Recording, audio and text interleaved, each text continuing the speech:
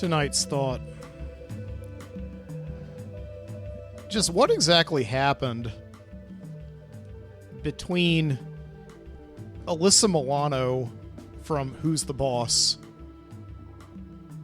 and the kid who played Rudy in the Monster Squad way back in the late 80s. The world may never know, but I think I have a pretty good idea.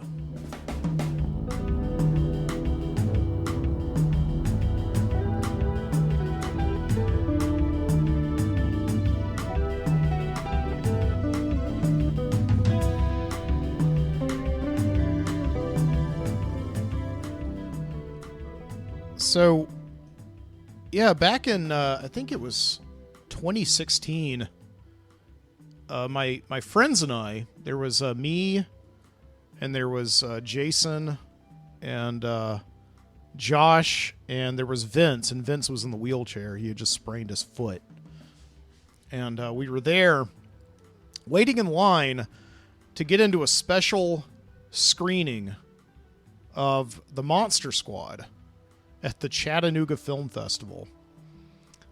And it was a big deal because we were there and the Monster Squad themselves were there. Well, at least two of the main cast members.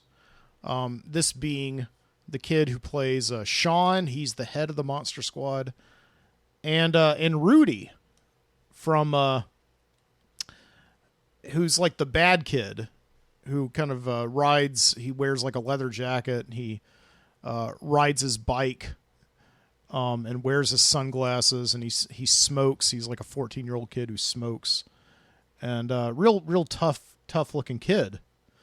And yeah, they're both there, and we're kind of excited because I'm not one of these. None of us are these people who go to these film festivals. We have to stand in line for hours to shake hands with the guy who played, I don't know, one of the doctors in An American Werewolf in London or something like that. We're not like that.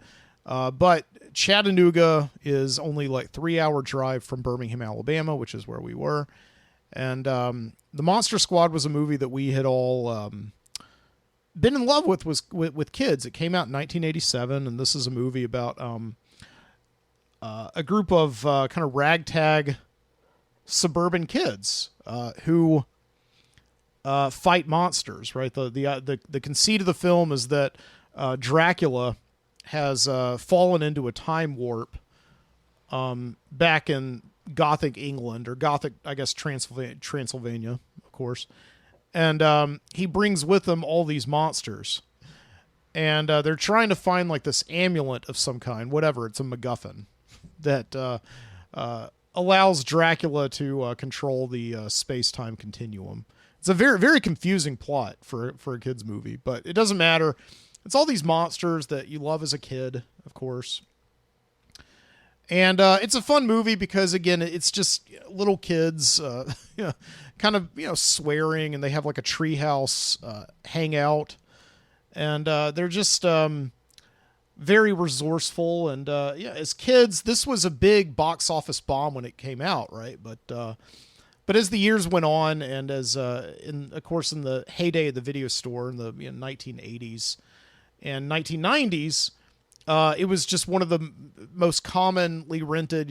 Right? You had a spend the night party. You went to the video store and you rented the Monster Squad. Of course, it was almost always out of stock because everybody wanted the Monster Squad. So over the years, it just became quite a big what they would call a cult classic. Okay. And all of this really did hit a fever pitch in about 2016, when these guys who had played the leads in the Monster Squad, if you're watching this on video, right, you got this kid, Sean, I think the actor's name is Andrew Gower. He's the one with the stake. And then to the left of him, you got this bad boy, this kid Rudy, right? And I think he was on Kids Incorporated. Remember that show where it was like a behind the scenes narrative of like a bunch of kids who hung out and sang and danced at like some kind of a kids club. But in 2016, these two guys started making a documentary about the fandom around the Monster Squad. And I suppose they were coming to the Chattanooga Film Festival to kind of drum up interest in this documentary and get some money raised and all that. So we ended up like meeting them. And we were standing in line at this screening. And yeah, there we are right there. So again, if you're watching on video, or I'll just describe it for you on audio, we got Vince in the middle. Vince is like in the wheelchair because he got a sprained foot. And there's Jason and me and my friend Josh. And bending down next to Vince on the left is Rudy. And you can see he's still wearing his sunglasses. And he kind of looks like an older version of like Spider from Goodfellas. And then on the right is Sean. So these guys are like a few years older than us, I suppose. And I think one of the reasons that they saw us standing there and they came over and started talking to us is I think they thought like maybe Vince was like one of those Make-A-Wish kids or something like that. He was just, I don't mean to poke fun at that or anything, but I mean, you see a guy in a wheelchair who's like got a perky, positive smile. You're probably going to think it's like he's got 5 days left to live, and he wanted to meet the Monster Squad as his last thing on Earth. But they came over and talked to him, and started talking to us. And they said like, "Hey, listen, if you guys want to after the movie, why don't you hang out with us? We're filming a documentary, and we'd love to get you guys on camera and talk to us." And we're like, "What? Like that's amazing. I can't. Of course. What are you kidding me? Yes, we want to talk to the Monster Squad." About the Monster Squad. And I never thought about the fact that like, oh my gosh, right, I'm going to turn into one of those guys that's in one of those Talking Heads movies about a movie. Right. It's like, these fan documentaries about certain movies, they're just an hour and a half of just talking heads, people just talking about how much they love something. They're the most boring things to watch ever. And now I was going to be in one, so actually it was kind of neat. So yeah, we met the Monster Squad. We went and saw the movie, and afterwards we meet them in the lobby, and they have a camera set up. They have like an entire camera crew of people, and they give us this card here, this card that says the Monster Squad, which is a big deal. It's an actual print of the business cards that they make in the movie. It's got like this crude handwriting, like a little kid would have made this, and they gave it to us. It says the Monster Squad, and it's still right here in my office. So it's a fantastic thing to meet them, right? And we're sitting down there with them, and they put us on camera, and they yell speed and then action, and they're just sitting with clipboards, got all these questions that they want to ask. So when did you first see the Monster Squad? What are some of your favorite scenes in it? And they're kind of interviewing us or something like they're war correspondents. And like we're I don't know, we have something to do with, Israel and Palestine or whatever. They're very serious. Right. And the people who are running the cameras are like, we're told that they're college students. They're film students from like the University of Tennessee. In Knoxville or something. So I guess they've been contracted or whatever to be here at the Chattanooga Film Festival with the Monster Squad filming people for their documentary. And so everything goes great, and we wrap it up. We end up talking to it for about an hour or so. And afterwards, they give us these forms to fill out, just releases, which are standard, obviously, of course. And so as we're filling them out, we're a little bit kind of odded out by it because it asks for our social security numbers for some reason. And at that point, right, you've just been through like an hour and a half talking to the Monster Squad and meeting these people who you've been, watching on television in various friends' houses for the last 20 years. Of course you're going to give them your social security number, so we all did it. Even my friend Josh, who's like the most paranoid person in the world, right, who won't check his mail without a background check from the postman. So we were so starstruck that we just gave up anything. And this is how you understand that, right? Like people like that guy, Rudy Rudiger, who they made that movie Rudy about, right? Managed to con all these people in a pyramid scheme, and he later went to jail. But anyway, so we give them, so as we're sitting around just giving them our social security numbers and our home addresses and things like that, they, Vince gets to talking to Rudy. And Rudy gets to telling him about all of his all the girls he dated, right? When he was like a kid star, a kid celebrity in like in the late 80s and early 90s, which is kind of the heyday of kid culture, right? You had the Disney Channel and Nickelodeon, of course. And so Rudy, long story short, got around. This guy, he pretty much dated any starlet of that time that you wanted to know about, any singer that went and sang in malls, things like that. Like Rudy got around. And Vince especially was impressed when he said Alyssa Milano. Vince is like, what? Now, of course, if you're of a certain age, right? And I think I'm a little bit too young to have had a crush on Alyssa Milano. I remember watching Who's the Boss, of course, when I was very young, but I didn't, and I guess I probably thought she was cute, but I didn't really have those, biological capacities to really recognize, what was going on with me when I watched Alyssa Milano. So, but nevertheless, Vince was blown away. It's like, you, what, with Alyssa Milano? And he said, like, hey, what'd you guys do? And obviously Vince is asking the $100,000 question. And at that point, this guy Rudy made, I'm just going to call it a bit of a gesture. He took his like two fingers and kind of spread them out in like a V shape, and put another part of his body through that V shape. And that was Vince, all he needed. Like, he almost got out of that wheelchair and started walking. So that was, and so again, nobody really knows what happened between them. But I'm sure, I think, I have, right, like a pretty good idea. Yeah.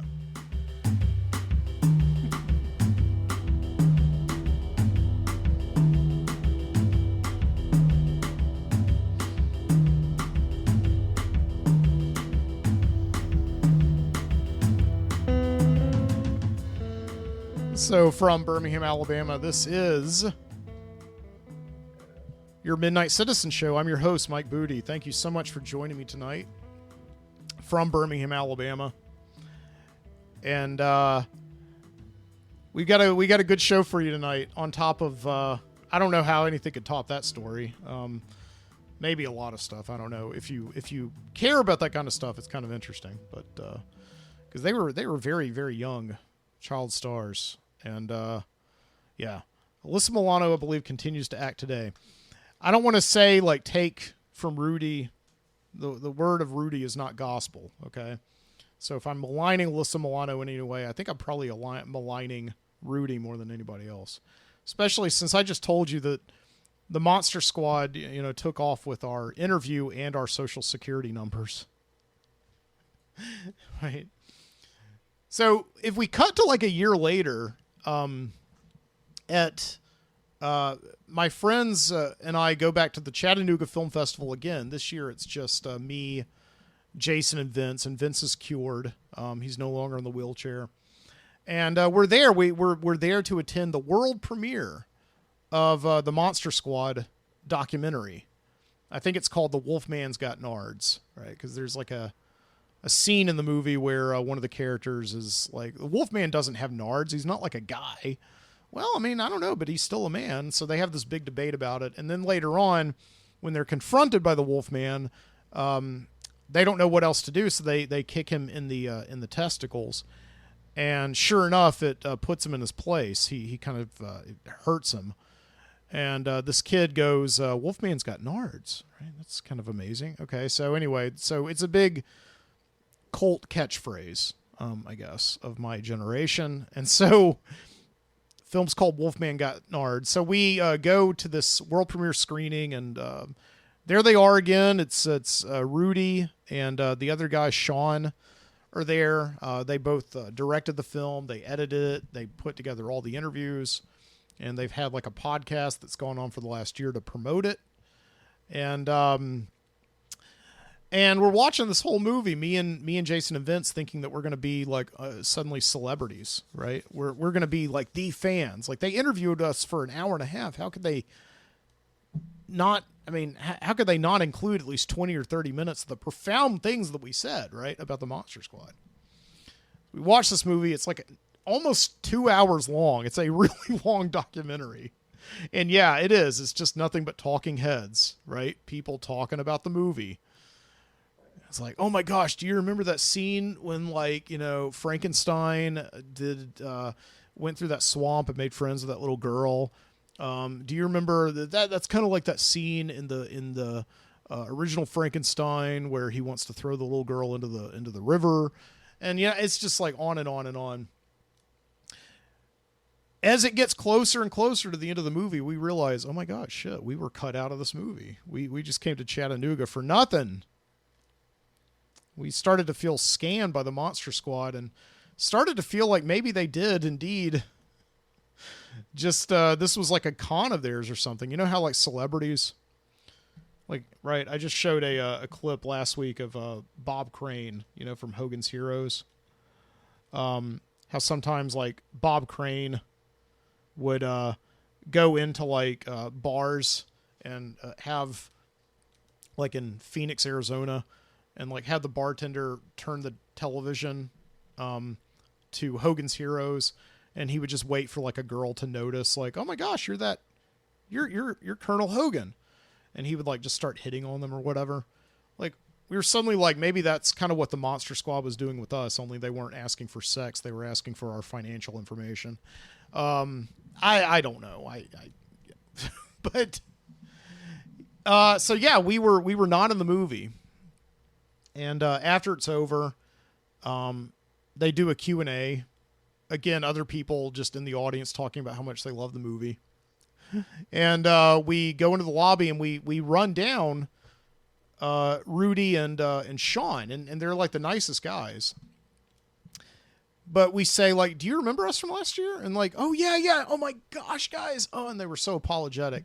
They're like, oh, I wanted to, oh my gosh, I felt so bad. Last year, they said last year, after we finished filming your interview, these kids that we had hired to film you set the equipment down outside of a bar. They set down all their cameras and everything, and it got stolen.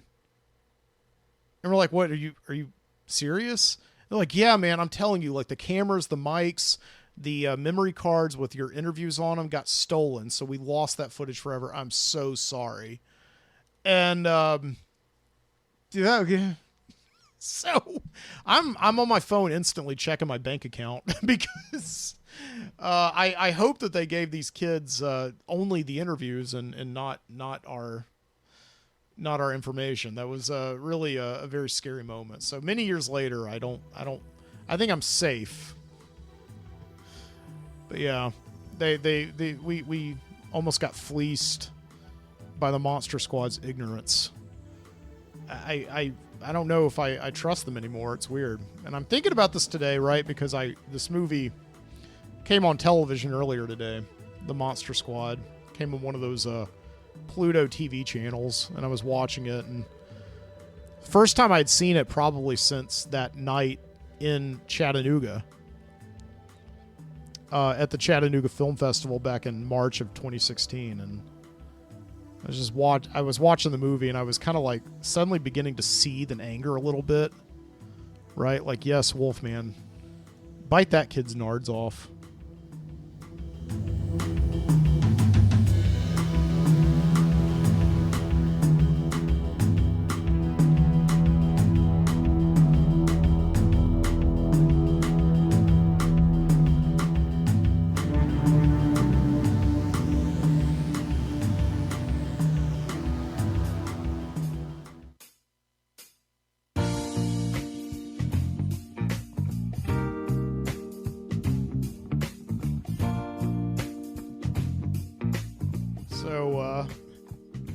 hope your week's going well. And here thinking I gotta share with you something before we get into any other business tonight. That this guy, I saw this news headline right before I started doing the show tonight. And I know you're not supposed to laugh at stuff like this, but I kind of did. It said 81-year-old man accused of terrorizing California neighborhood for years with slingshot is found dead after arrest. I probably didn't punch that the way I was supposed to. 81-year-old man accused of terrorizing California neighborhood for years with slingshot is found dead days after arrest. Right? So, that's clickbait, but I feel like that's very honest clickbait because you kind of get everything you need to know in that story right there in the headline, and reading on can only enhance the experience of knowing that information. It says an 81-year-old man who investigators said terrorized a Southern California neighborhood for years with a slingshot has died just days after his arrest. The man, who was previously identified by police as Prince King, was found dead Wednesday evening at a home in Azusa, east of Los Angeles. He was found dead, the victim of apparent self-inflicted slingshot wound. No, I'm just joking. Yeah, I know I'm not supposed to joke about stuff like this, but yeah, this guy just went around for years, and he was just using a slingshot, and he was like throwing ball bearings in people's windows and shattering glasses, and I guess shooting them at cats and dogs and things like that. I wanted so much to see a picture of this guy. I didn't see a picture of him. I wanted so much to see a picture of this guy. I just really wanted to see if he had like blonde hair, like maybe graying blonde hair, kind of balding with like a cowlick, and he was wearing like overalls, and he just had like a little, I just wanted to see if he looked like an 81-year-old Dennis the Menace. I was captivated by this article. Because it's like, yeah, I mean, Dennis the Menace, what if he like never grew up, right? What if he kept on terrorizing Mr. Wilson, right? What if the article had continued to go on to say like 150-year-old neighbor George Wilson jumping for joy after hearing of the death of 81-year-old next door neighbor George or Dennis the Menace? Yeah, that would have been good stuff.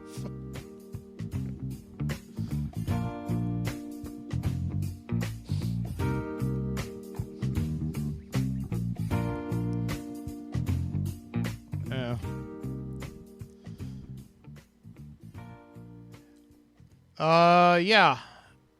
Thinking about all this tonight, the monsters, going to see like the Monster Squad, and all those years ago, it was like a bit of a memory dump. I guess you could call it nostalgia. I'm not sure, right? I am no doubt nostalgic. That's one of the reasons, right, why I created this show, is to tell stories about things that have happened in the past and try to make sense of things. And yeah, no doubt a lot of your past comes into that. That's how you gain cultural experience, right? Some people call it nostalgia. Some people call it rose-tinted glasses. I don't know. But yeah, when I think about like going to this movie, The Monster Squad, and kind of going to it with my friends, and obviously, and I think like we had a really great time, right? The one guy I'm not speaking to anymore, and it's not really, I don't know, it was just kind of wasn't really a falling out. It's just we kind of lost touch with each other. Was Vince. And one of the movies that Vince and I 20 years ago, when we first met each other in college, really bonded over was indeed The Monster Squad. We would go to Hollywood Video and rent that movie so many times. And eventually Hollywood Video closed down and we still had the tape. See, like, that's the way that we avoided paying late fees, right, to video stores. All you had to do is just wait a couple of years and they go out of business. So that's what we did.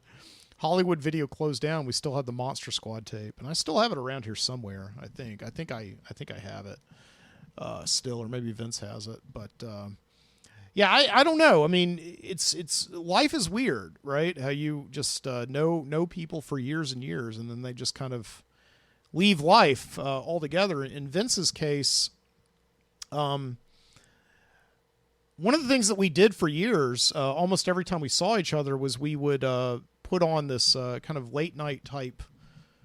It was kind of, I guess, in a way, a precursor to what I'm doing here. It was called the Midnight Citizen.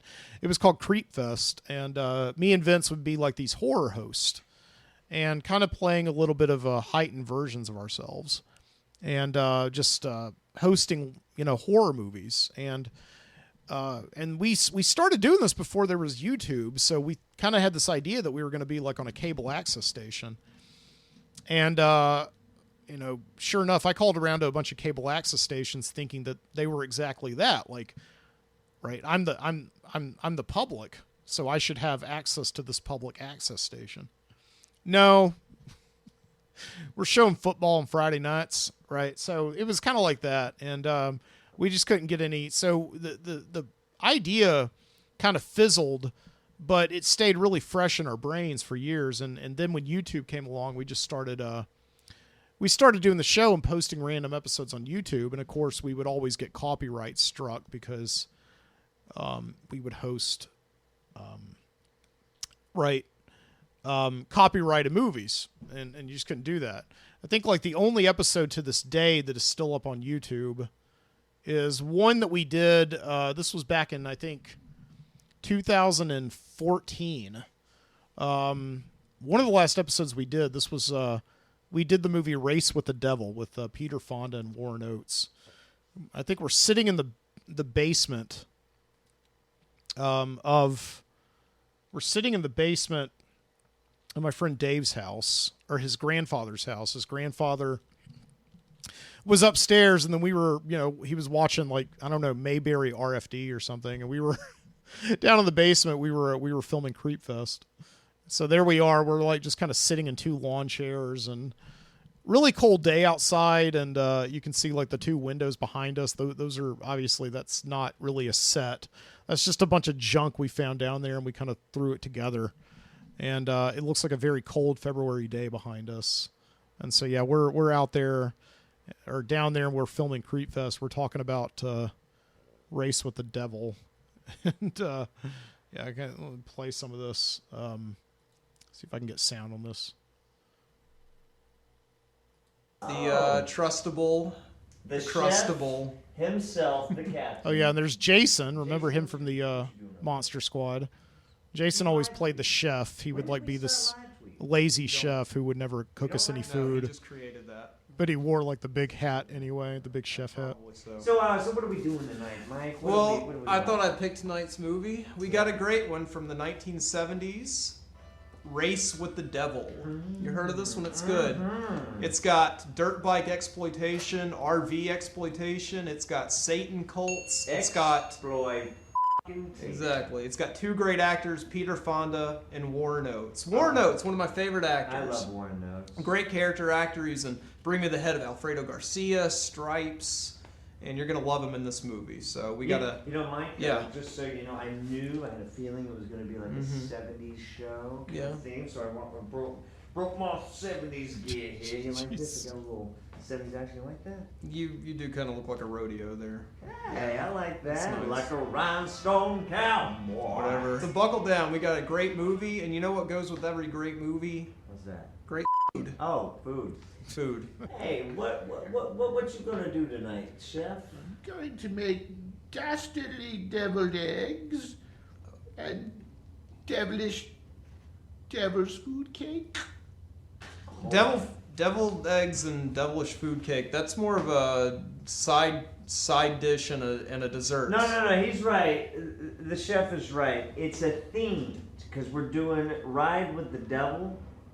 Yeah. And we're going to be doing devil's food cake. Well, I understand, but there's no entree, and I was told to not eat today, so I'm expecting an entree. Well, no, I mean, we got beer, we got good times, we got Sammy.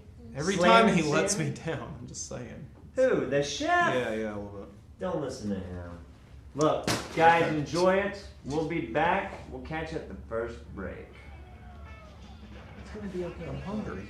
You know, it's funny watching. This is the first time I watched this in years. So this is 10 years ago now. But even then, like, we were, right, we were in our, I guess, I'm younger than both Vince and Jason. So I guess I was at that time 31 years old. If this was 10 years ago, right? Yeah, because I'm 41 now. And just thinking about the fact that it looked like we were having a good time with the show, but that we had conceived of the show some 10 years earlier. So it was an idea like we were guys in our 30s who were still sort of like acting like guys in our early 20s. And there was a bit of a depressing thing about that, because it's not like we would do Creepfest every day or every other week or something like that. Vince, very early on in us talking about Creepfest back in 2005 or 6 or whenever it was, moved to Los Angeles. So he was here in Birmingham, and then he moved to Los Angeles to become an actor. And had a number of years there where he was getting a lot of extra work, and he was on basically every HBO show that was filmed. And he's still out there today. But every once in a while he would come back because, both of his parents were here, his mom and dad. And so he would come back to visit, and every time he would do that, about every 2 years or so, we would just film another episode of Creepfest because it's just what we did. It was like breathing to us. Like, Vince is coming back, let's get back into it, right? And eventually, in 2014, I think it just kind of got to this thing where what are we doing? Who are we even making this for? We know we're going to put it on YouTube and it's going to get taken down. Who's watching this, right? But again, so essentially what you were watching is really like kind of, I think, the ultimate form of just creative expression, right? Just doing something and then lighting it on fire, and just letting it burn up, because that's all that exists, is just the making of it. That's the art, I suppose. I guess maybe you could think about it that way. I don't know if you want to, right?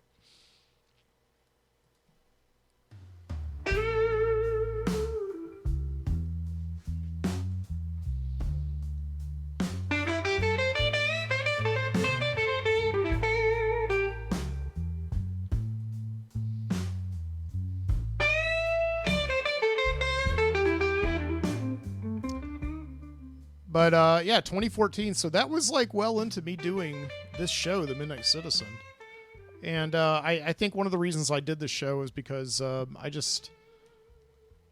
enjoyed, obviously, the idea of doing like kind of a nighttime kind of cable access type show.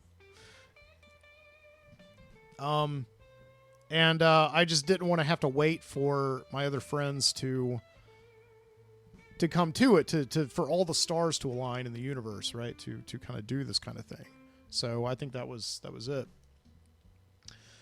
And I haven't seen Vince in 2.5 years. He's out in LA, and I wish him the best. Every once in a while I'll try and text him, and as will Jason, we'll try and like kind of bait him, right? He's like that Grendel, right? That lives in the swampy mirror of Los Angeles, California. And try to get him to come out of his cave and say hello. But I think in less than a year, Vince's mom died, and then his father died, and then he just didn't have a reason to come out to Birmingham anymore, and so that's why we lost touch with him. So if you're listening to this episode, Vince, stay through the music break. I'm going to do a toast to. I usually do a toast to dead celebrities, but I may just have to do a toast to you because I don't know where you are. Okay. Right. Yeah. I think like the last time I saw him was at his father's funeral, and me and Jason had stayed with, Vince, at his father's, grave. after the rest of the party had left, and we were just kind of standing there, and it was very cold. I think it was a cold January day. And we were just kind of standing there, and it's like breezy, so like the ties that we were wearing kind of blowing around, and it's like a scene from like The Big Chill or something, right? These three old college buddies come together for something sad and tragic, and Vince is just kind of waiting there, and we're sort of giving him his time and being respectful, and letting him pay his respects, and suddenly the funeral director kind of comes up to us, and he's like, help you boys with something? And we turn to him. It's like, well, we're just waiting for our buddy. And then Vince says, like, so what happens now? And the funeral director's like, pardon? And Vince says, like, are we going to bury him? And he's like, what do you mean bury? And Vince is like, well, I thought maybe we could get some shovels and we could throw that dirt in there. And the funeral director's like, we don't really do that kind of thing anymore, son. Vince was always a guy who was just trained and educated on movies. It was like everything was kind of a movie scene to him. And as I guess it is with us all, right? All of us who didn't grow up in ages of war and great strife. And we were sort of confined to going to the video store and renting movies like The Monster Squad. And that's how we built our knowledge of heavy events, right? Like death and funerals. And at that point, Vince is like, so what happens now? We don't get shovels. What happens now? And the funeral director just kind of like nodded right off in the distance. And we just look over, and there's just like this giant backhoe that starts kind of like coming over the horizon. And at that point, it was definitely a scene from a movie, if there ever was one. Right.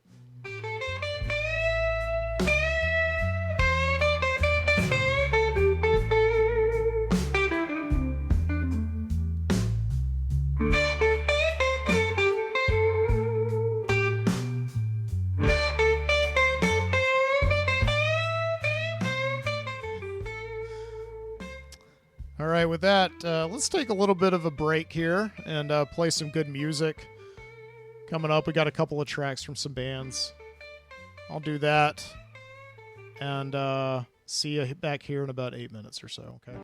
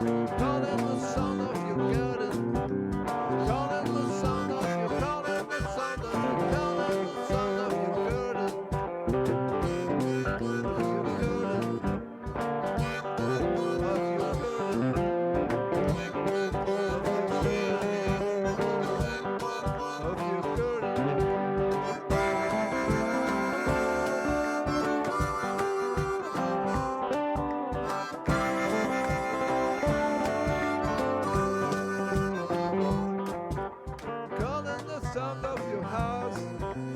Call out the sound of your curtain. Call out the sound of your house. Call out the sound of your curtain. Of your curtain.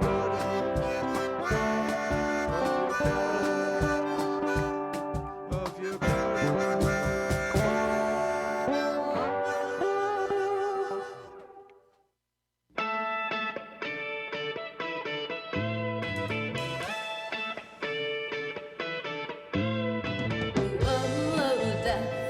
Does not scare me, St. John's Cemetery. The streets were paved with pride and prayer. We walk from St. John's Cemetery. And here we see the crowded graves. They spread the word of God. It doesn't matter what they say. They all say pray for us. They pray for us. Pray for us.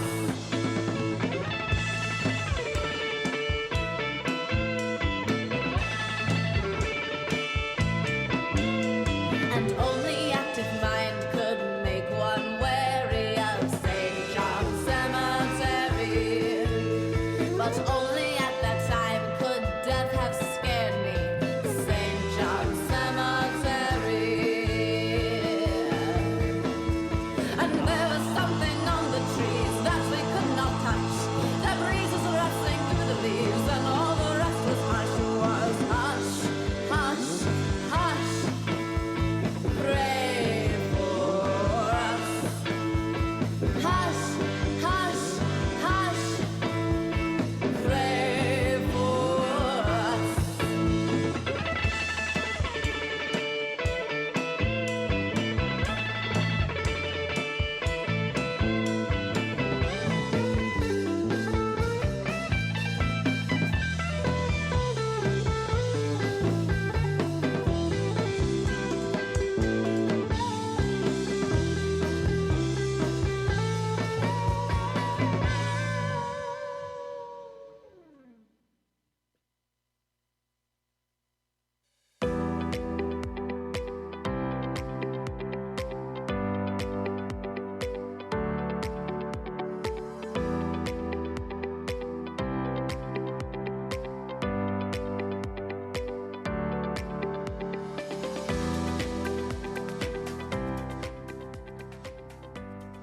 And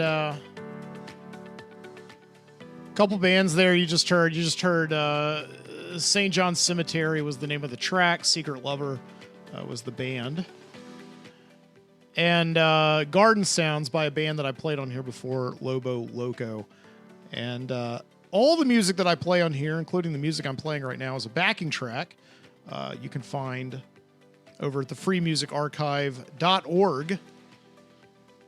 Everything you can use there to play on your own shows, stuff like that, as long as it's like A, non-commercial, and B, you give them credit, which I just did over at the freemusicarchive.org.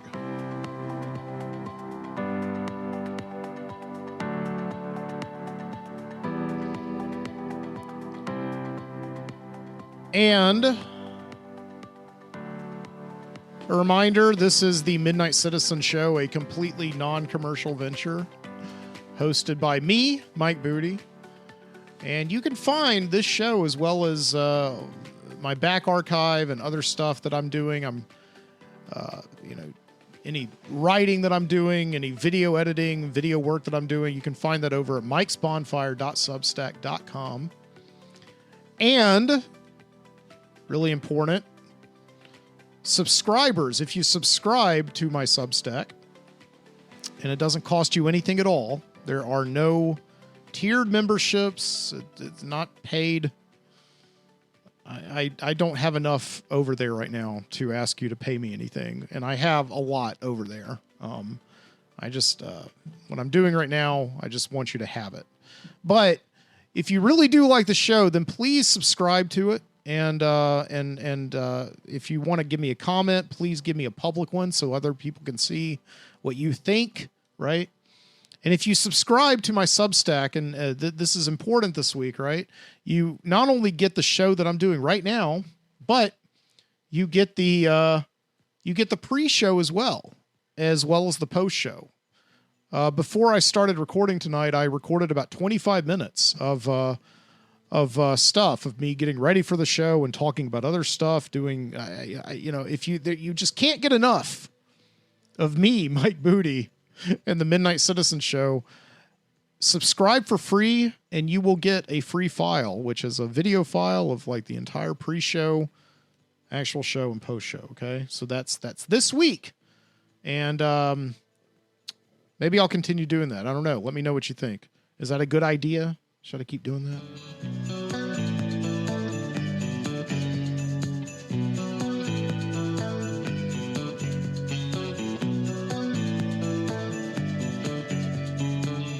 Okay, and I'm also over at the Overnightscape Underground on onsug.com, along with a lot of other great hosts like me. Okay, so yes.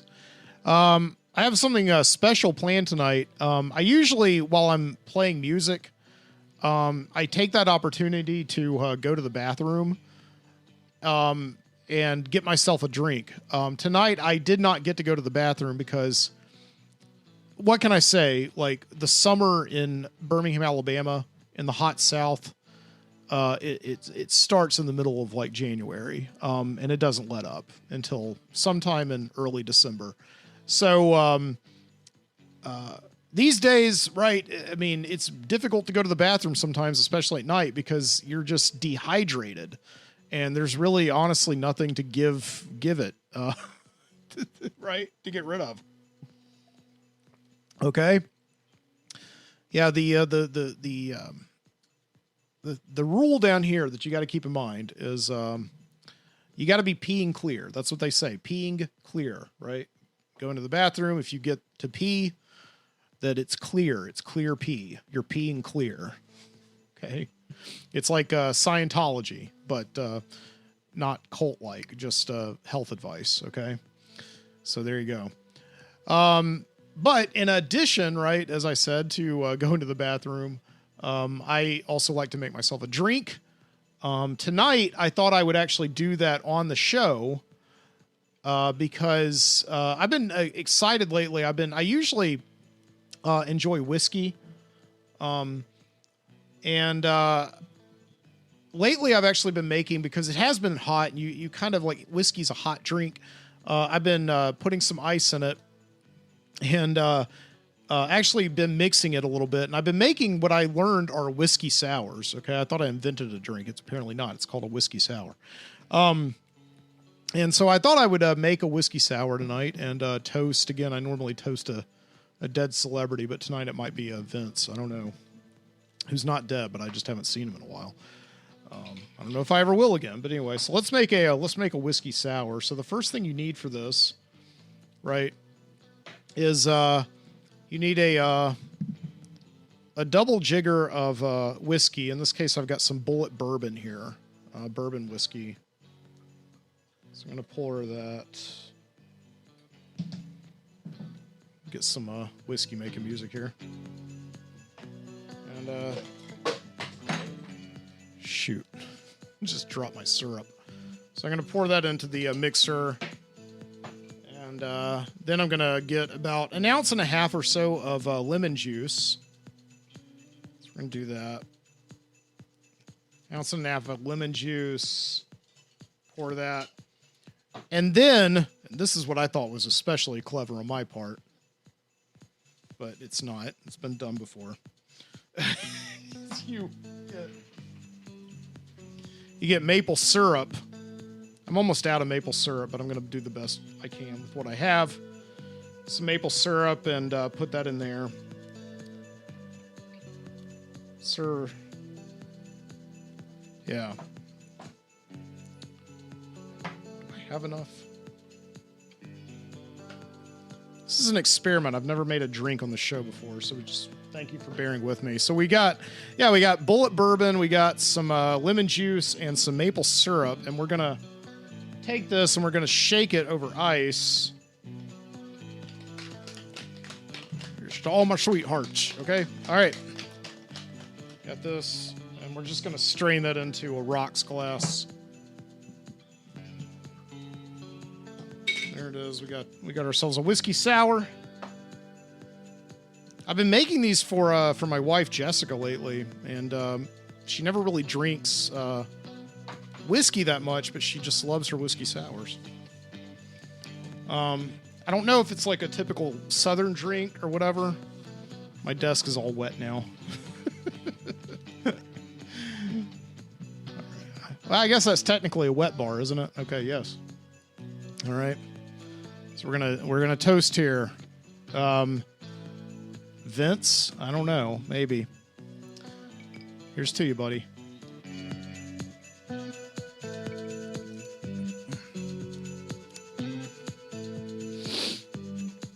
Yeah. Okay. I did recently hear, by the way, okay, this is really shocked me, this celebrity death, that Morgan Spurlock died at 52. Morgan Spurlock is the director of this movie that came out, this documentary that came out about 20 years ago that was a really big deal called Super Size Me, where he made this decision to, for 30 days, eat nothing but McDonald's. And he had all these rules. He said if they asked me to supersize it, I have to say yes. And he wanted to see how America specifically was killing itself on fast food. He basically took this premise that everybody already knew, and he just showed you what you already knew. But it was a big deal, though, when the movie came out. And I actually did meet him, just like the Monster Squad. Just like the Monster Squad.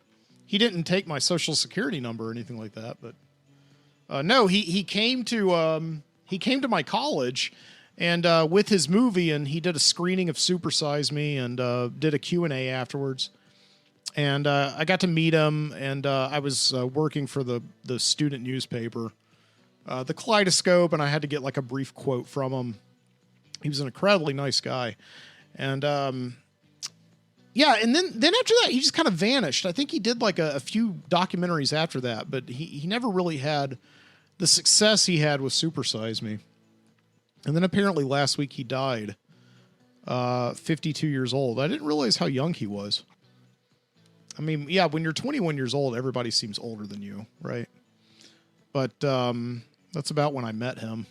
But yeah, it's 52. I think he died of cancer. So we'll drink a toast to Morgan Spurlock and Vince, right? Actually, I think Vince was there with me when we met Morgan Spurlock, and I remember Vince telling Spurlock the story about how like he had rented his film. He's like, I rented Super Size Me, and I watched it on a date, and on that date, we didn't make it to the end of your movie. I'm sorry, because we were, you know. Morgan Spurlock, okay, thanks, dude. Thanks for telling me that.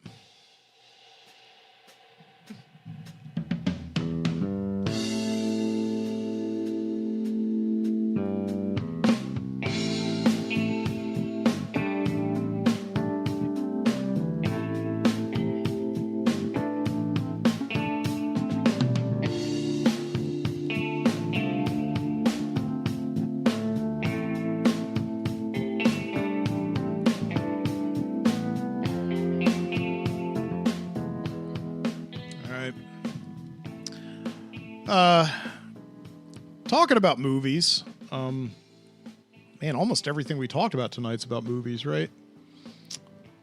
Should just rebrand this show as a movie show.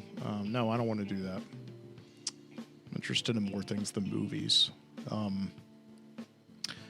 I do find it interesting. I did go to the movies last weekend to see, I saw the new Mad Max movie, this movie Mad Max, or I think it's called, the official title of it, I believe. It's like these days you need Cliff's Notes to like pronounce these titles. They're so freaking long. I swear they're built by algorithms. It's called Furiosa a Mad Max saga. Okay. So that's kind of an annoying title. Especially, yeah, because this is a prequel. Again, you have nothing but prequels these days. You know, we got to see how the movie started. Okay. This goes back to Star Wars, I guess.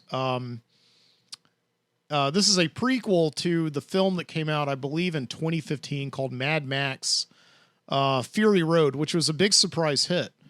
Obviously, it had been the first Mad Max movie since, I think, the movie Thunderdome in 1987, actually, same as Monster Squad. It always comes back to Monster Squad tonight, right? As a side note, do you feel like the year 1987, there's something interesting going on there? Because last week, on last week's show, I talked about the movie Whitewater Summer with Kevin Bacon and Sean Astin, which also came out in the year 1987. And there was something that was going on in Whitewater Summer where Sean Astin was playing like this archetypical 80s cool guy. With all you had to do to like be cool in the 1980s is talk with like a slightly slow accent that kind of inflected. It's like, hey, what's with this guy? Right. And you had to wear Ray-Ban sunglasses and a Hawaiian shirt. And that's all you needed in the 1980s to be cool. And that's what movies told us. And I think a lot of people kind of affected that look in the 80s. And that very much was the look of the late 80s, was kind of these like bright floral looking, like everybody looked like they were going to the beach and they were wearing sunglasses. And that was just like the look of kids, especially in the 1980s that I remember. Because I was very young in the 80s, but I do remember that look quite a lot, especially like in culture, like in movies like Whitewater Summer and even Monster Squad. I just feel like there's something going on with the year 1987 where it almost is like a parody year of the previous 80s. Everything up until the 80s seemed kind of sincere and genuine. Like if a kid was cool in an 80s movie, like you think like Spicoli, it was an actual coolness that they were projecting. I think because of Sean Penn being a good actor, manages to like project that kind of confidence. That's there in movies like E.T. especially, you had these ragtag kids befriending this outcast monster, who's an outcast just like them. And in the Monster Squad, that's like the same thing that happens, is these ragtag kids that befriend Frankenstein's monster. And there's even a scene in Monster Squad that mimics the one in E.T. where the kids are walking with their backs to the camera off into the sunset down a suburban street. Yeah, like my point is like the 1987 especially seems like a turning point in movies where everything stopped becoming really sincere and just becoming kind of like a parody of what had come before it, or like an unintentional parody, if that makes any sense at all. Yeah, 1987. I'll keep looking into that for you and start building like a file base, and I'll get back to you on that.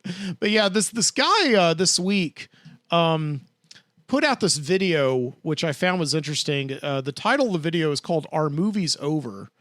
The maker of the YouTube video, I don't know his name, but his YouTube channel is called Serial at Midnight, and he has like 39,000 people who have watched this video in the 4 days he's posted it. So a lot more people are paying attention to him than they are me. So you may have already seen this video, but he brings up some interesting points. Some of the things that I find that my friends and I are talking about quite frequently.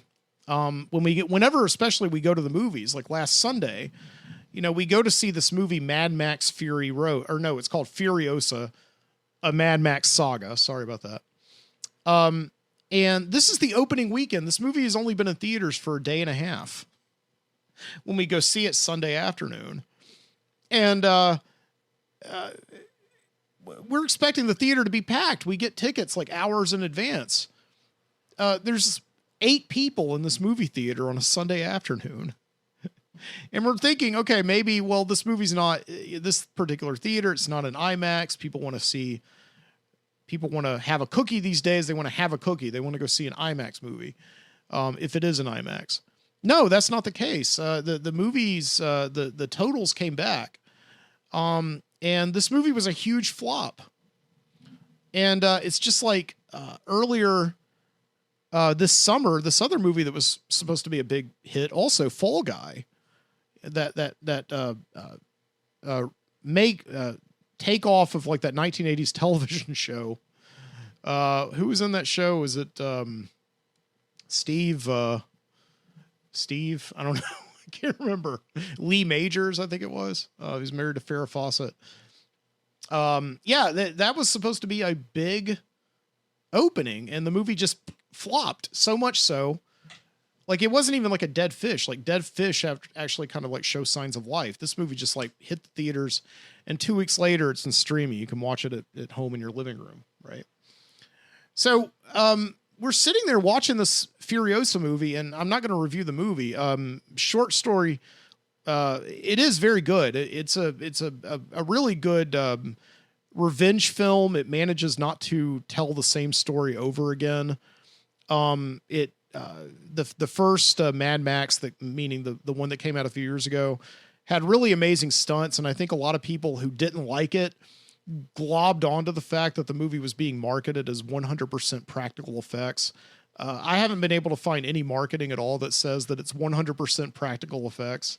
Yes, of course, just like any movie today, there is digital trickery in these films. But it is notable though, like if you see this movie, like a Mad Max movie of today compared with like, say, the Fast and the Furious, Fast and the Furious is like 10% practical effects, meaning like you see Vin Diesel or whoever get into the car. And after that, it's like just a bunch of, it's a video game. And yeah, when we were watching this Mad Max movie the other day, we were really blown away because you could really see, you could see it. I mean, it's really just, that's why you go see these movies. You want to see good car stunts, right? And they had that. And on top of that, it was a pretty good story. Just the background of, what's her name? Impetus Furiosa, played by Charlize Theron in the first movie. You kind of get to see how she loses her hand and what her whole revenge story is, blah, blah, blah. I know that I'm not selling it very well, but it does, at the end of the day, we were very engaged by the movie. It's got a lot of really good performances. They've got this Chris Hemsworth, who's fantastic in the movie. He's a great villain. That's kind of the mark of a great action film, is you have a great villain. And you just got Chris Hemsworth in this movie, who plays like the best kind of villain, which is one who's not very sure of himself and is not sadistic just to be sadistic. He's just very insecure.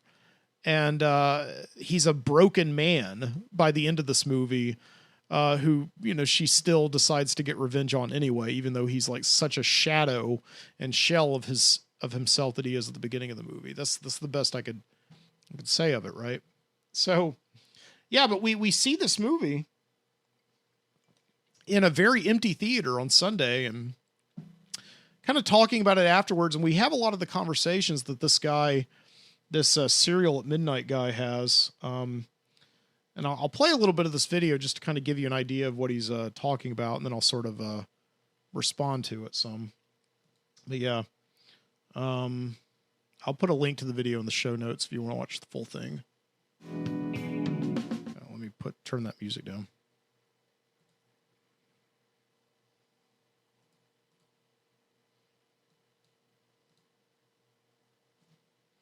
Now listen, I'm not talking about film as an art form that's been around for roughly 130 years or so. I'm talking about movies as a part of our culture, movies that have a foothold in our society, movies as a preferred, chosen art form for the masses. Movies were always a great equalizer. The rich, the poor, everyone sat in that theater with strangers and had this experience. That seems to be in serious danger. It seems to be in rapid decline. I'm not saying that no movies make money anymore. Some movies do make money. I'm talking about the interest in movies in general in our society. I feel like movies are now competing. Yeah, this is something that what he's goes on to say here is the fact that movies do make money, but they don't make as much money as they used to be because they're not as relevant in the conversation anymore. You know, when people go see movies, they want to have conversations. They want to be able to talk about it. It's like a common interest that they have. And, you know, now because culture is so spread out and so disparate.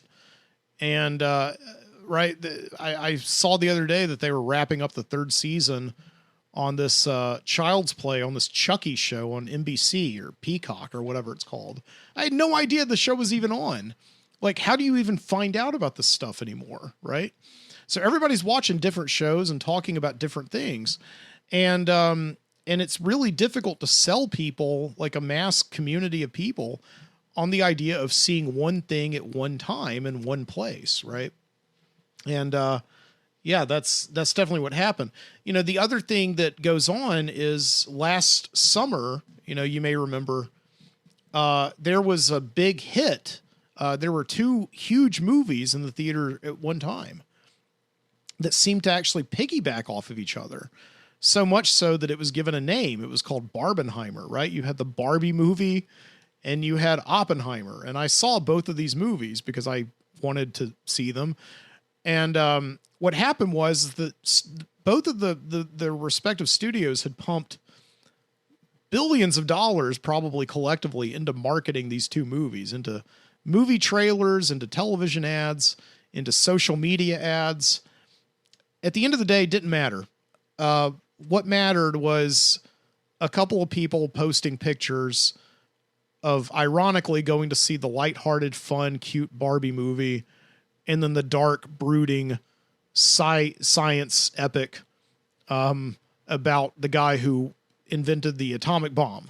Okay. J. Robert Oppenheimer. So, haha, it's very funny. Okay.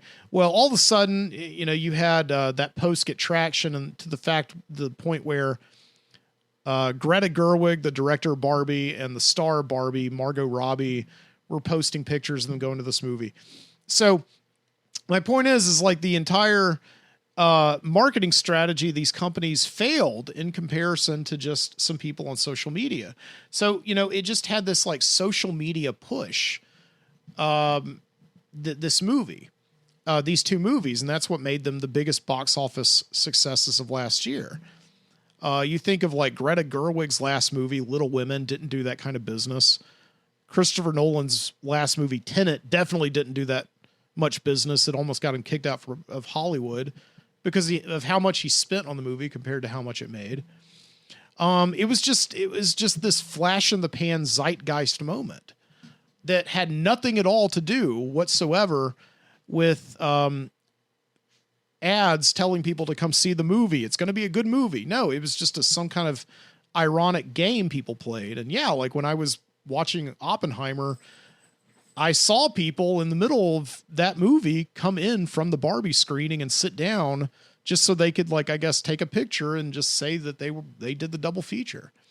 So all the people were buying tickets to Oppenheimer. I don't think they were actually seeing it. Right. Which is okay. I saw it. Whatever. That's another story.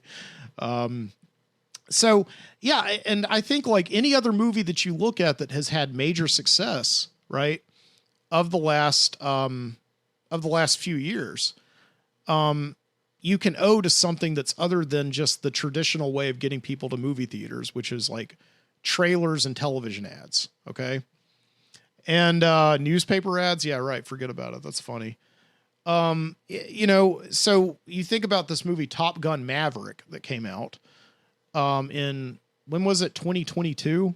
This movie had been filmed before COVID and it had been delayed because of COVID. And suddenly there's this narrative that starts to mount while COVID is going on that, oh my gosh, I just want to be in a movie theater with people again. I just want to experience a movie with a big community of people again.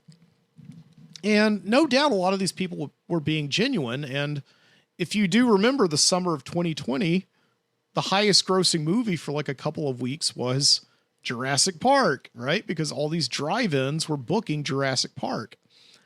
And so, for the first year and for the first time ever, we had a movie, be the number one box office gross, right? Almost 30 years after it had come out.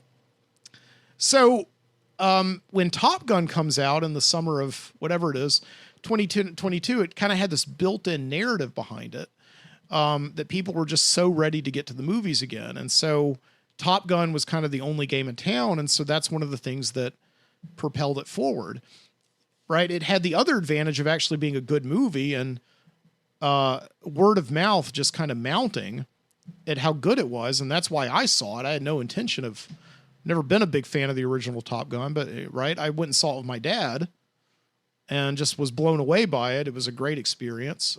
Right.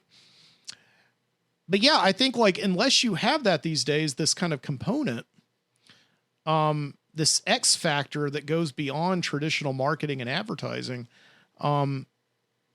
you could be the best movie in the world. I just don't think you're going to make it. Right. So, oh, I'm sorry, Serial at Midnight. Did I interrupt you? I apologize. Let's go back and see what you have to say some more. I'm going to fast forward a little bit. He says something interesting. I don't know. Maybe we're out here. I don't know. Keeping the art by taking what would you know just how time consuming it can be. Add. Been a movie, and I've talked to multiple creators. This is not some weird theory.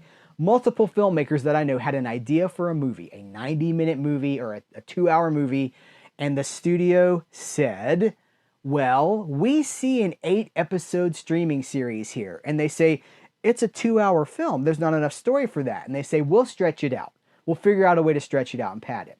That's what's filling our screens now. That's what's filling our minds. That's what's replacing the movie experience, the cinematic experience. It's been watered down. It's been cheapened. And audiences are just moving on to other things. Not all of them. You and I, if you're a supporter of Serial at Midnight, if you subscribe to Serial at Midnight, you know I love movies. That's what we talk about here. We talk about physical. So, thank you.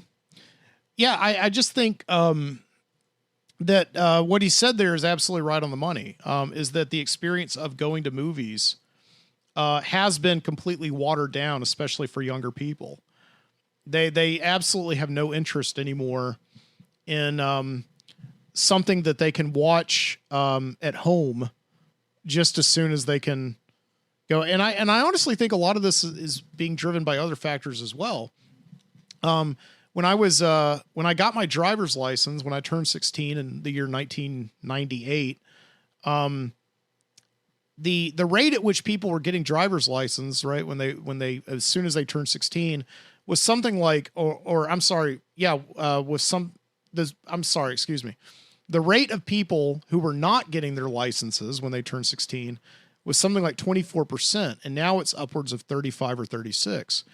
So kids are not driving as young as they used to, as much as they used to.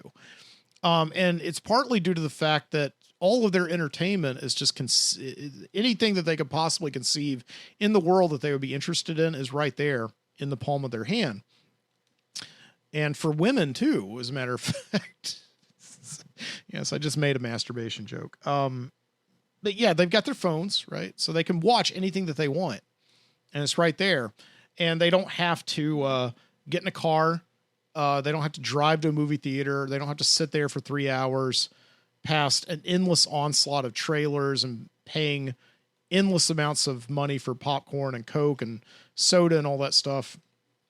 And it's just not a viable option for them anymore, right? And not only that, but they also feel, and having, again, remember, I come from an education background. I am a teacher and I do work with younger people. I hear a lot of them talking about how they don't feel like it's a complete story if it's only 2 hours long. They want stuff to be 8 hours, 10 hours, 3 seasons long, because they grew up with that as a narrative formula where you're not just learning about one person, you're learning about, right, their friend's backstory and their mom's backstory. And they have 3 different series that go into the backstories of all of their pets. Okay. It's the idea of their entertainment has just been watered down to something that is designed to keep them clicking as long as possible. Now, again, I think what he says later on in this video, this Serial at Midnight fella, which he kind of looks like a werewolf, if I'm quite honest. That's okay. I'm sure I look like something too, but you know, kind of looks like a werewolf. This guy. Anyway. So, yeah. What was I saying? He goes on to say other stuff. Okay. Anyway. So I have to say that, I don't know if I were 20 years younger, if I would have gone to see this Furiosa movie. I would have just waited until Monday comes along for the box office results. And I would have been able to see an article that says Furiosa box office flop to stream next week on HBO Max. And that's all I needed to know right there. I just would have waited, right? In the same way that we used to wait, you know, we used to say, I'll just wait for the dollar theater. I'll just wait for VHS, right? You know, but again, it was harder for us back then, of course, because we had to wait. You know, it would take, you know, a while, a very long time for them to manufacture tapes or for movies to leave the first run, no matter how big of a flop they were. And so, yeah, there was very much an immediacy of an urgency, right, to go to the movies. And if a movie was a flop, then that generally meant that there was some kind of flaw with the actual movie, that it wasn't a good movie, or that maybe it was too smart for audiences. You know, audiences weren't ready for it. It was ahead of its time or something like that. But a lot of times you would get movies, okay, like that would genuinely build up a word of mouth. They would actually be given a chance. And, that's the thing with this movie Fall Guy, is that people are starting to say, this is a great movie. I haven't seen it yet, and it may be a great movie, but people are starting to say this is a great movie. And it's a shame because the movie just was not allowed a chance to build up an audience to get that word of mouth. So it is a sad point in our culture right now, where we can pretty much just expect that if a movie doesn't have some kind of factor that is just comes out of nowhere, right? That's not a strategic marketing scheme hatched by a studio, you know, it's most likely just going to be completely disappear from memory, which means ultimately, you know, I believe could lead very well to the, right, to the death of theaters. It could happen. I mean, how much did that AMC that I went and saw that movie at last week with my friends, how much were they paying staff? Probably not that much, right? But maybe $15 an hour. Well, I paid $15 for my ticket. Okay. And, you know, so, and I think I maybe saw 6 or 7 people working in that theater. There's no way the movie theater was making back the money they were spending to show Furiosa Mad Max Saga, right? So yeah, of course. Movies are on their way out. It was fun while it lasted. Yeah, well.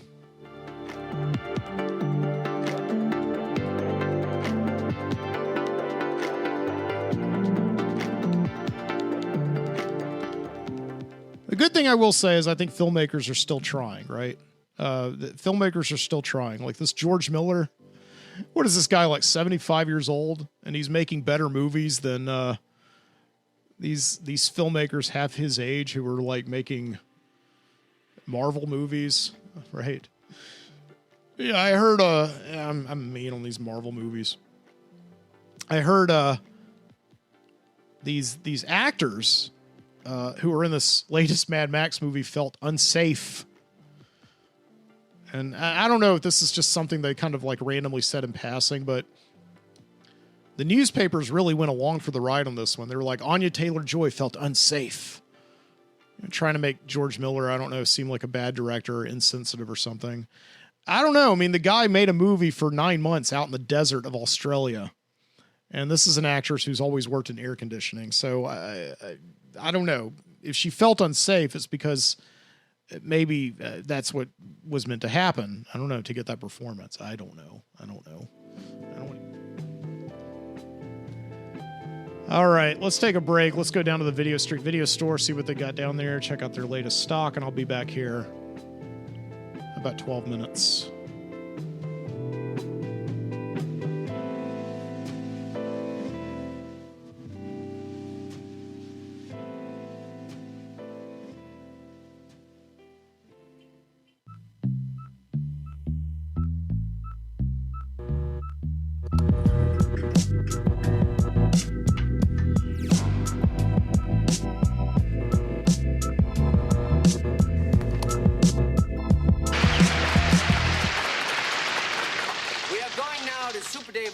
Who has once again promised us something spectacular.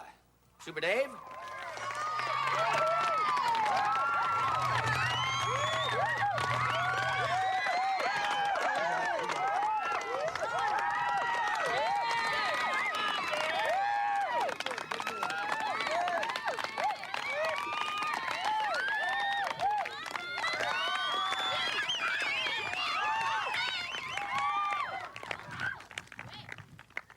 Super Dave, are you almost ready for today's stunt?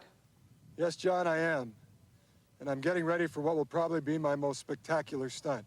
Is it going to be even more impressive than when you tried to mate with a blue whale? Yes, absolutely. You know, I've been a stuntman all my life, and even though I take every precaution necessary, the thing that protects me most is my incredible sense of what's going on around me. Call it karma, call it vibes, call it ESP, call it what you will. The point is that I sense danger and react like a cat. So, how do you use that special sense this evening, Super Dave? Well, as you know, John, I've caught bullets with my teeth, but I did that stunt with my eyes open. I've developed my sensitivity to a point now where I feel confident enough to perform my stunt today with a blindfold. It's a very difficult stunt. I've never done it with a blindfold before, but God is with me, and I hope everything will work out fine. It's an extremely bright day today. As you can see, I'm squinting, but with the blindfold, that won't be a problem. So if you'll bear with me now, I'll get in position, and thank you. All right, guys, prepare the blindfold. John, what they're doing now is they're putting the blindfold on up a little higher if you can. They're putting the blindfold on so I will not be able to see anything. Louis, if you'll pass your hand in front of my eyes. Okay, I can't see anything. Okay, do you have my visor closed? No. Okay, thanks, guys. All right, now what I'm going to do, I'll have to ask for quiet from the crowd. I appreciate that this many people showed up today for this event, but I'm going to have to ask for silence because the timing of what I'm doing now is very key. Now, it's all between me and the man in the crane, and don't do anything until I say go. What they're going to try to do is crush me with an 11-ton metal...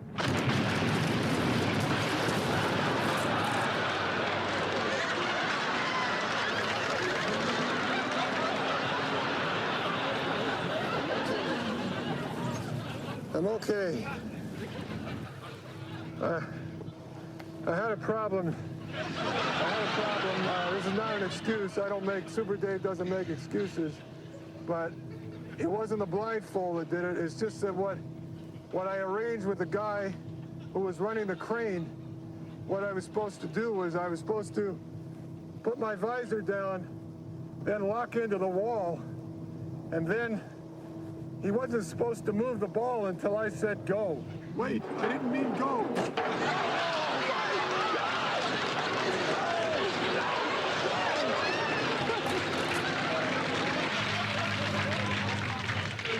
Get this off of me! You weren't supposed to do it until I told you. God, I'm in pain. Get this off! Oh, I need help! Help me, Sonny! Sonny! Sonny, help me! I have to go to a hospital. I shouldn't have done this. I can't believe the guy in the crane. Take it easy, Sonny. I'm in a lot of pain. Everything's broken. Drive real slowly and don't do anything until I say go. Sonny, I'm not ready. Sonny, listen to me. Oh. Well, John Biner, I'm sorry this didn't work, and I'm going to have to cancel my appearance at your birthday party Saturday where that elephant was going to step on my nuts.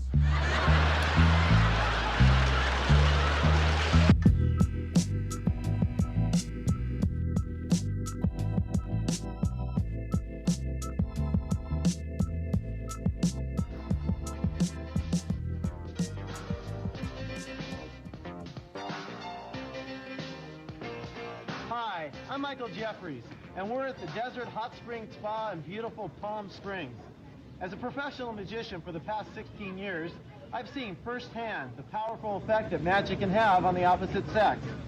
On this video, you'll see as we took a group of non-magicians, people who have never done magic before, taught them the tricks, and then brought them to a nightclub, Zelda's Beach Club, in Palm Springs, and let them loose. So let's watch now and see as they flirt with magic.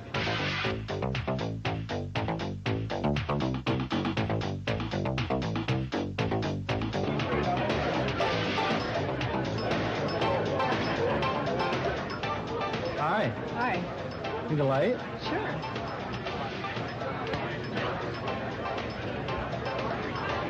Thanks. You're welcome.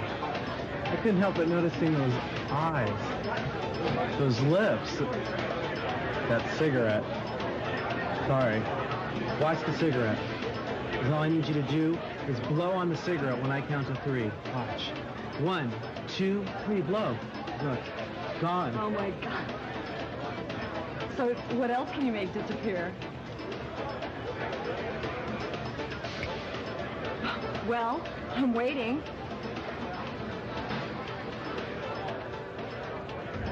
Good evening, ladies. Welcome to Zelda's.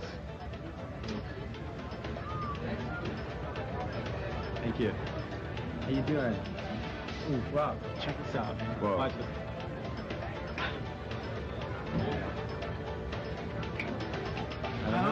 I don't know, guy. It worked before.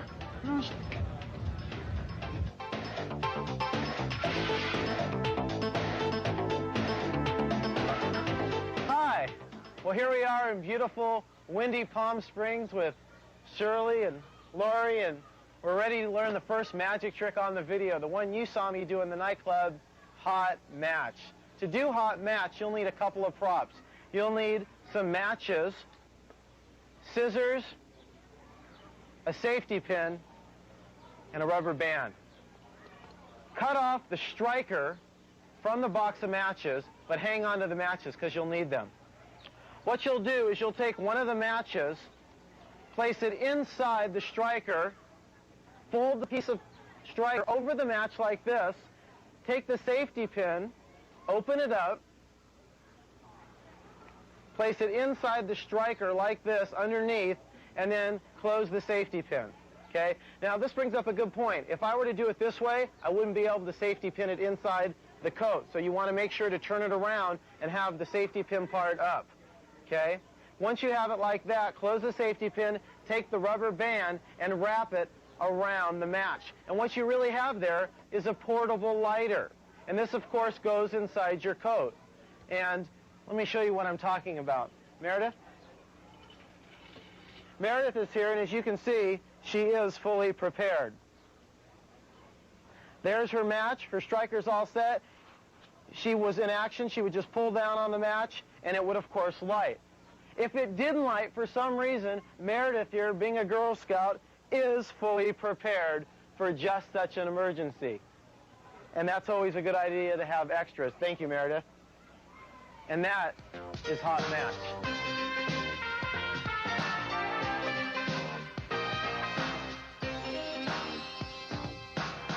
All right, it's time to learn trick number 2, vanishing cigarette trick.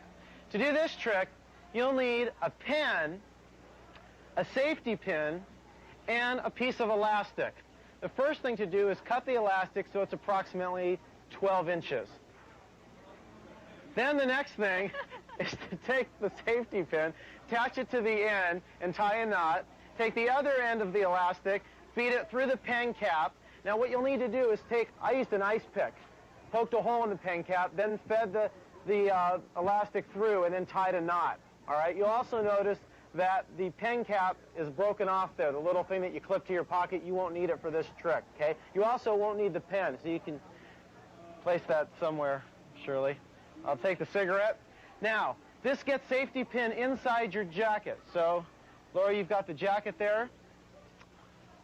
Shirley, safety pin it right if there's a little tag with the price, not the price, the the size on the back right there. That safety pin there. Now, when the cigarette vanishes, it's going to go up your sleeve and it'll end up right here, hanging from your coat. So put the coat on, but as you do so, I'm right-handed, so I'll be placing the cigarette inside the cap of the pen with my right hand. So I grab the cap with my left hand and I put my coat on, feeding the pen cap into my left fist, and I hide it with my fingers. Now, you don't want to have anybody standing to your right because they'll get a glimpse of the elastic against your wrist. So kind of, if I was going to do this trick, I would do it to Lori. And what I would do is I would take the cigarette from her, as I did in the bar, place it inside my fist. Now, what she doesn't know, and I'll pull this up so you can see it, I'm really feeding the cigarette, lit end first, into the pen cap. Once that gets in, if I push just a little farther, it becomes locked in place. That's not going anywhere. That's how you want it. The lack of oxygen inside the pen cap will, of course, extinguish the lit cigarette. So, to make it vanish, what do?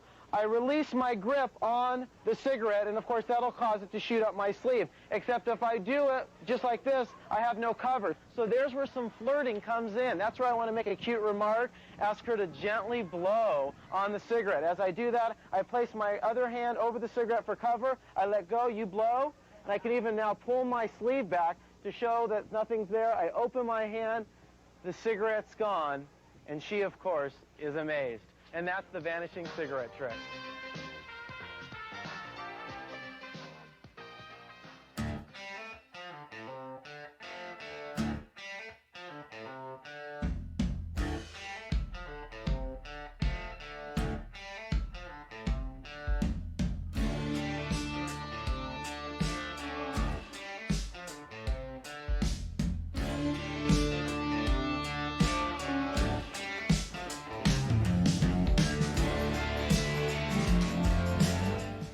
Oh, hey. Sorry. Was trying to get that trick to work. It did not. It did not. Welcome back to the Midnight Citizen Show. After a series of great, I think those were some of the best videos that we've ever shown on the Video Street Video Store. I want to remind you that you can, if you have an interest to, find those videos in long form. You can actually, that was not the full video of that flirting with magic that I just showed you. That was a much shorter version. And what I've been doing is I've been actually taking the entire videos, editing them into extended collaborations, or I guess you could say collections, right? With other videos, and putting them on as the Video Street Video Store, and it appears every week. I release them every Tuesday over at mikesbonfire.substack.com. I just really burned myself with that match, trying to flirt with magic. It's more like you're flirting with disaster. You know what I mean? I better stay out of the bars with this. I love that last video, the flirting with magic, where that's the guy, that's the world's biggest nerd, right? I think he would probably get more women if he just explained the magic tricks to them, rather than just doing them, because he looks like a real big douchebag, honestly, just performing those tricks for these like women in bars. And that video obviously is today completely irrelevant because you can't really even smoke anymore. It's actually the social stigma of smoking in public has especially gone down. I've noticed declined recently, and you can't do it indoors anymore, certainly, anyway. So they're talking about going up to women in bars and kind of lighting matches for them and saying, blow on my cigarette to make it disappear. And I love in that video how every time the guy would make a joke that was sexually innuendous, he would just kind of look at the camera and be like, they know what I'm talking about, right? So that is the Video Street Video Store, and the first video we showed on there, of course, was Super Dave Osborne, whose real name was Bob Einstein. He was, of course, the brother of Albert Brooks, and I listened to, I should say, this week, kind of had this reckoning with my past in a way. Sometimes you go for years, you don't really think about like who was a great early influence on you and put you on the path to not necessarily like your success or your career or anything like that, but just your general sense of humor.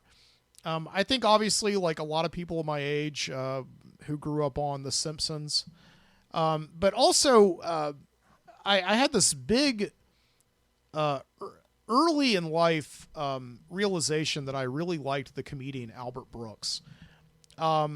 Nobody else my age knew who he was unless they were like really big film fans or really big comedy fans, and they knew movies like Lost in America, or they had even seen some of his early Saturday Night Live short films and things like that. And earlier this week, I listened to that Mark Maron's podcast, What the Fuck, and he was interviewing Albert Brooks. And this is not a recent thing. I think the interview took place last November. And there's an entire documentary that came out about Albert Brooks last year, so I guess he was promoting that. But just to listen to Albert Brooks talk about his career and also to make jokes, and he has that very dry sense of humor. I just had to go onto Facebook and I just had to say this guy, I just realized, is probably the single greatest comic influence on me. Just in terms of what I find funny, my sense of humor and things like that. And the whole family's funny. His brother, Bob Einstein, who recently died, I think he's most known in recent years as playing Marty Funkhauser, of course, on Curb Your Enthusiasm. But obviously, like a lot of people, like especially my age, grew up seeing him on television doing like those wacky comedy stunts. Obviously, a spoof, a takeoff on Evel Knievel, and then there was a cartoon of him. So very, very popular with people in my specific age group, I think, and maybe a little bit older.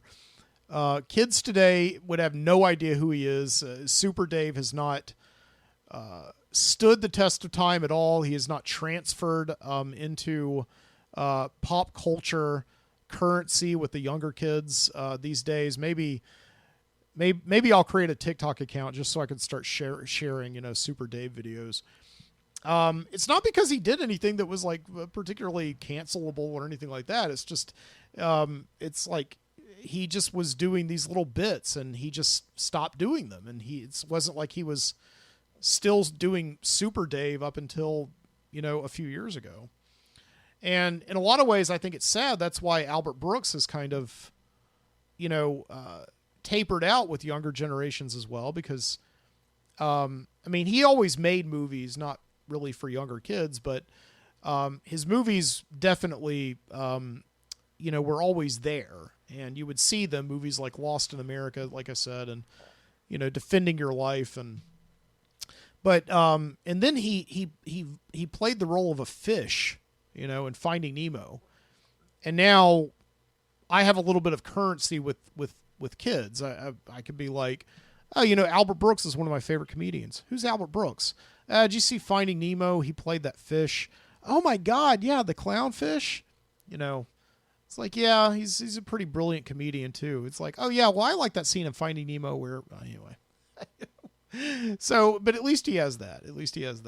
So anyway, so yeah, I had to play that. I should have played an Albert Brooks video.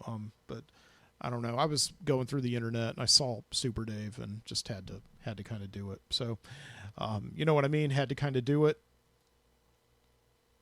Yeah. Anyway, if you're watching on video, I just did that, flirting with magic look. Okay. So there it is. All right. Yeah. All right.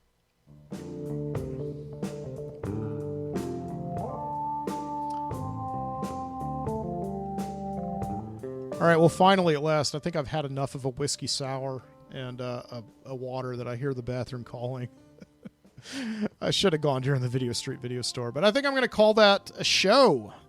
I hope you enjoyed this week's show. Thank you so much for joining me. If you are not subscribed already over at mikesbonfire.substack.com, remember that if you do subscribe, you will get this week's complete show, meaning the pre-show, which is almost like 25 minutes long, so it's almost like a whole other show unto itself. You'll get this here show that I'm doing, and you'll also get the post-show that I'm about to do for like a few minutes until I have to go to the bathroom. So I hope you enjoy that. Thank you so much. Other stuff, just reminding you over at the Substack, really quickly before we go. It's been a lot of fun so far this summer. I've been posting 2 things regularly each week, in addition to this here podcast.